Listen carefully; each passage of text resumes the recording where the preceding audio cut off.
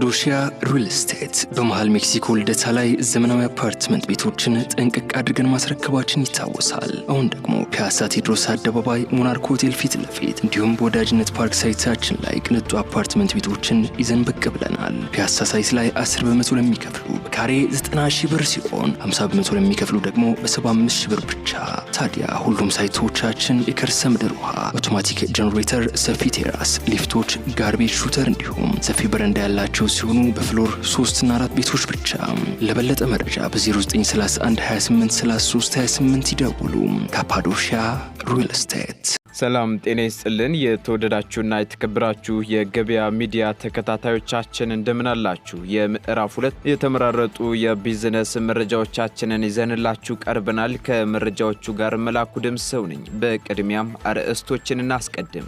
የአዞ ስጋ ሬስቶራንቱ በአርባ ምንጭ ከተማ በቀጣይ ዓመት ወደ ስራ ይገባል ተባለ።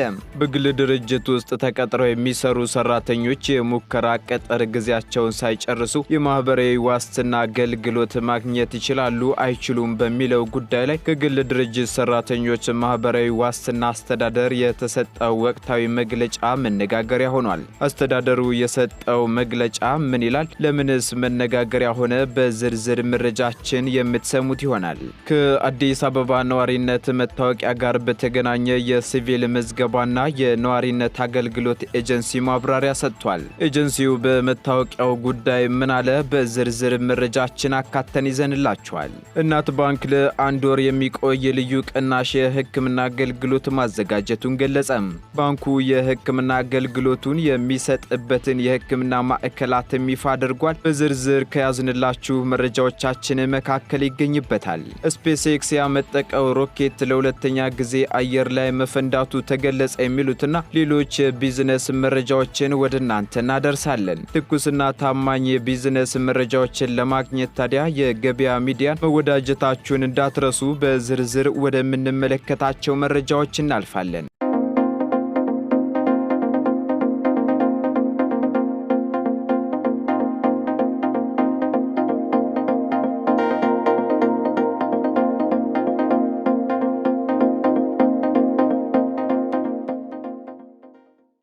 የናሽናል ሲሚንቶ ፋብሪካ በድሬዳዋ መልካ ጀብዱ ላይ ለሚገነባው አዲስ የኢንዱስትሪ ኮምፕሌክስ እስከ 600 ሜጋዋት ተጨማሪ የኤሌክትሪክ ኃይል መጠየቁ ተገልጿል።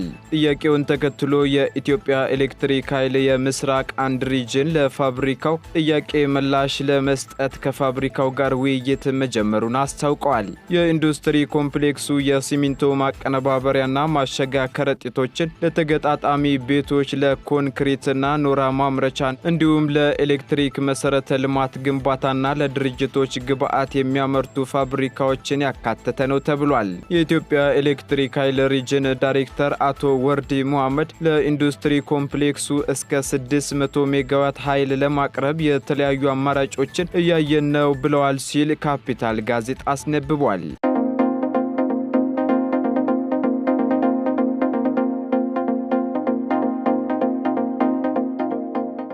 መሸኛ የሚያመጡ ግለሰቦች መረጃቸው ትክክለኛነት ሳይጣራ የአዲስ አበባ ነዋሪነት መታወቂያ እንደማይሰጣቸው የሲቪል ምዝገባና የነዋሪነት አገልግሎት ኤጀንሲ አስታወቀም። የነዋሪነት መታወቂያ ለማግኘት ከክልሎች መሸኛ የሚያመጡ ግለሰቦች የመረጃቸው ትክክለኛነት ሳይጣራ የነዋሪነት መታወቂያ እንደማይሰጣቸው በአዲስ አበባ ሲቪል ምዝገባና የነዋሪነት አገልግሎት ኤጀንሲ አስታውቋል። መታወቂያ ጠያቂ ግለሰቦች የሚያቀርቡ ቡትን መረጃ ትክክለኛነት የማረጋገጡ ሂደት አስቸጋሪ በመሆኑ ከክልል ከተሞች መሸኛ ደብዳቤ ለሚያቀርቡ የአዲስ አበባ ከተማ የነዋሪነት መታወቂያ ፈላጊዎች የሚሰጠው አገልግሎት ላለፉት 2 ዓመታት ተቋርጦ እንደነበር ይታወሳል። በአዲስ አበባ ሲቪል ምዝገባና የነዋሪነት አገልግሎት ኤጀንሲው ከባለፈው ህዳር ወር ጀምሮ የመታወቂያ ጠያቂ ግለሰቦችን ማንነት የማረጋገጥ ጠንካራ አሰራር በመዘርጋት አገልግሎቱን መስጠት መስጠት መጀመሩንም አስታውቋል። ክልከላው በተሳሳተ ማንነት መታወቂያ የሚወስዱ ከአንድ በላይ የነዋሪነት መታወቂያ የሚጠይቁ ህገወጦችንና የጎረቤት ሀገር ዜጎች የሚፈጽሙትን የማጭበርበር ተግባራትን ለመከላከል ያለመ እንደነበር ከተቋሙ የተገኘው መረጃ አመላክታል። ባለፉት 2 ዓመታት የአዲስ አበባ ከተማ የነዋሪነት መታወቂያ ለማግኘት 36000 ግለሰቦች እንዳመለከቱና ያስገቡትን መረጃም ለመጡበት ክልሎች ተልኮ እውነትነቱ በመረጋገጥ ላይ እንደሚገኝና ሐሰተኛ ማስረጃ ያቀረቡት ላይም ህጋዊ እርምጃ እንደሚወሰድ በአዲስ አበባ ሲቪል ምዝገባና የነዋሪነት አገልግሎት ኤጀንሲ ምክትል ዋና ዳይሬክተር ዮሴፍ ንጉሴ ተናግረዋል። ኤጀንሲው በ2017 ዓ.ም 6 ወራት ውስጥ ብቻ ከክልል ከተሞች መሸኛ ይዘው ከመጡት 57214 መታወቂያ ፈላጊዎች ውስጥ 25581 የሚሆኑት ብቻ ተገቢውን መስፈርት ያሟሉ በመሆናቸው የክልል መሸኛዎቹ ትክክለኛነት እስኪጣራ ለክልሎች መላኩን ማቆሙ ይታወሳል።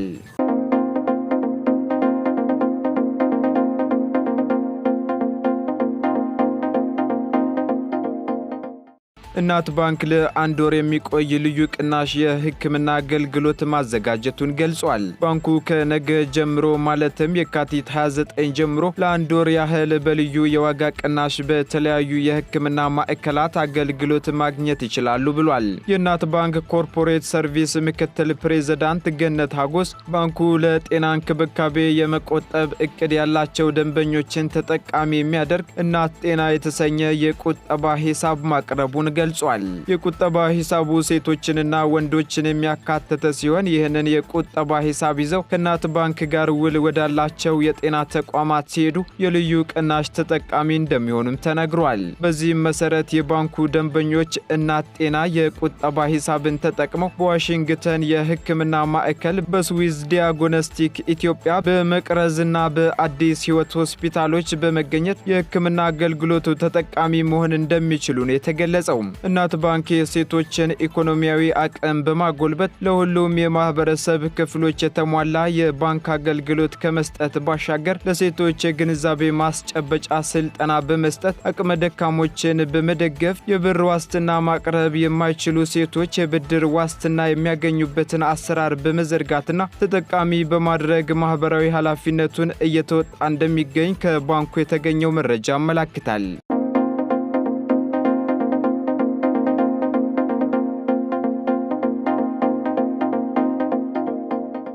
አንድ ሰው 45 ቀን ከሰራ የማህበራዊ ዋስትና አባልነት ተጠቃሚ መሆን ይችላል ሲል የግል ድርጅት ሰራተኞች ማህበራዊ ዋስትና አስተዳደር አስታወቀም። በግል ድርጅት ውስጥ ተቀጥረው የሚሰሩ ሰራተኞችን ጥቅም ለማስጠበቅ በሚል ከ2003 ዓ.ም ጀምሮ በአዋጅ ተቋቁሞ ስራውን የጀመረው የግል ድርጅት ሰራተኞች ማህበራዊ ዋስትና አስተዳደር ማንኛውም ሰው 45 ቀናት በስራ ላይ የቆየ ሰራተኛ ያለምንም ጥያቄ የማህበራዊ ዋስትና አባልነት ተጠቃሚ መሆን እንደሚችል አስታውቋል። በግሉ ሴክተር ሀገራቸውን ላገለገሉና በጡረታ ለተሰናበቱ ዜጎች አገልግሎት ይሰጣል በሚል የተቋቋመው ይህ ድርጅት የሚጠበቅበትን ኃላፊነቱንም እየተወጣ ይገኛል። በአዋጅ ቁጥር 1268/2014 አዋጅ ግልጽ በሆነ አግባብ አንድ የግል ድርጅት ውስጥ አንድ ሰውና ከአንድ በላይ ከተቀጠረ የማህበራዊ ዋስትና ቅር ተጠቃሚ መሆን እንዳለበት በሚደነግገው መሰረት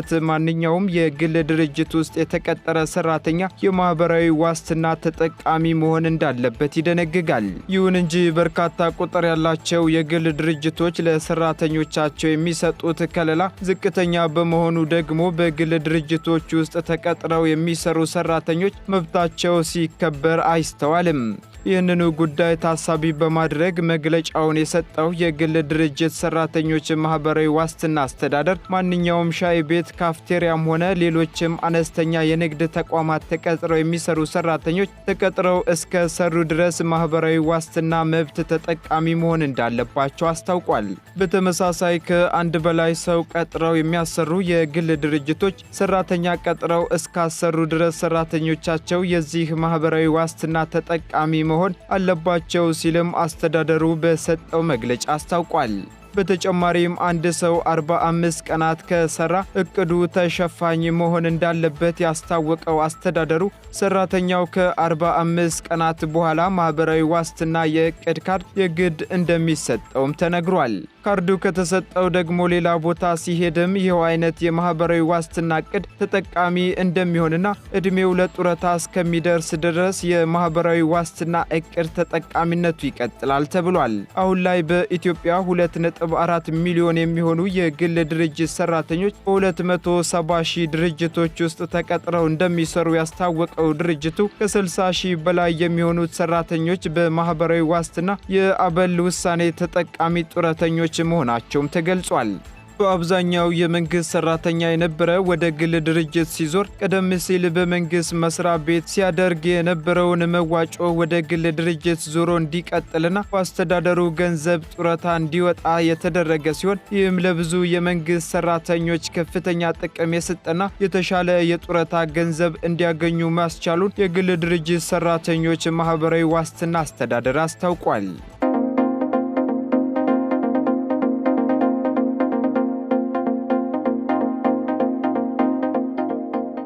የአዞ ስጋ ሬስቶራንቱ በአርባ ምንጭ ከተማ በቀጣይ ዓመት ወደ ስራ ይገባል ተባለ።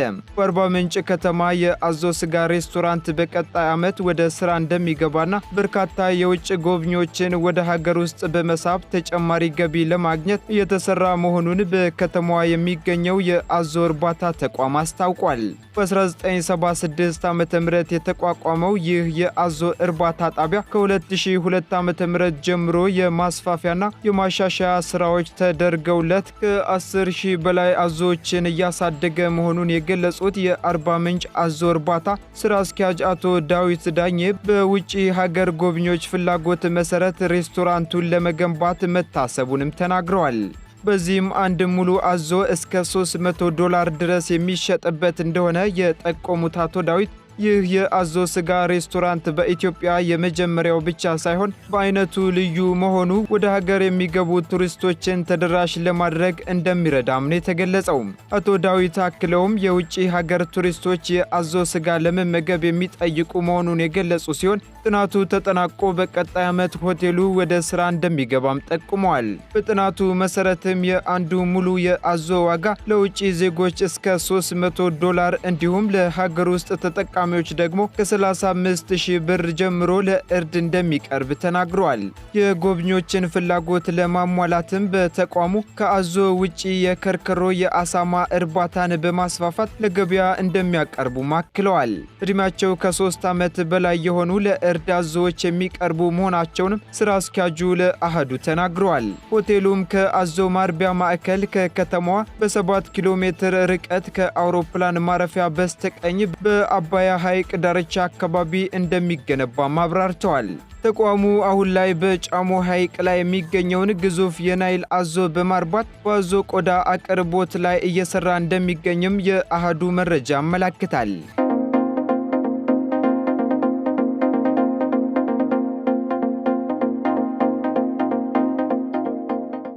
ቀጥለናል። የተከበራችሁ ተከታታዮቻችን በመጨረሻም በዝርዝር ወደምንመለከተው መረጃ እናልፋለን። ስፔስ ኤክስ ያመጠቀው ሮኬት ለሁለተኛ ጊዜ አየር ላይ መፈንዳቱ ተሰምቷል። በቢሊዮነሩ ኤለን መስክ የሚተዳደረው ስፔስ ኤክስ ያመጠቀው ሮኬት አየር ላይ መፈንዳቱ ተነግሯል። ሮኬቱ አሜሪካ ቴክሳስ ከሚገኘው ማምጠቂያ ጣቢያ ከመጠቀ ከተወሰነ ጊዜ በኋላ መፈንዳቱን ስፔስ ኤክስ አስታውቋል። ያለ ሰው የመጠቀው ይህ ሮኬት 123 ሜትር ርዝመት ያለውና ስፔስ ኤክስ ካመጠቃቸው ሮኬቶች ግዙፉ ነበር ተብሏል። ስፔስ ኤክስ የስታርሊንክን ጨምሮ በርካታ ሮኬቶችን ያመጠቀ ሲሆን የዛሬውን ጨምሮ ግን ለሁለተኛ ጊዜ ፍንዳታ እንዳጋጠመው ተነግሯል። ሮኬቱ ከመጠቀ በኋላ በህንድ ውቅያኖስ አቅራቢያ ወደ ምህዋሩ ይገባል ተብሎ ቢጠበቅም አየር ላይ መፈንዳቱን የተገለጸው። ከፍንዳታው ጋር ተያይዞም ስፔስ ኤክስ የባለሙያዎች ቡድን በማቋቋም በተከታታይ ሁለት ፍንዳታ የተከሰተበትን አጋጣሚ ትክክለኛነት ምክንያት እያጣራሁ ነው ብሏል።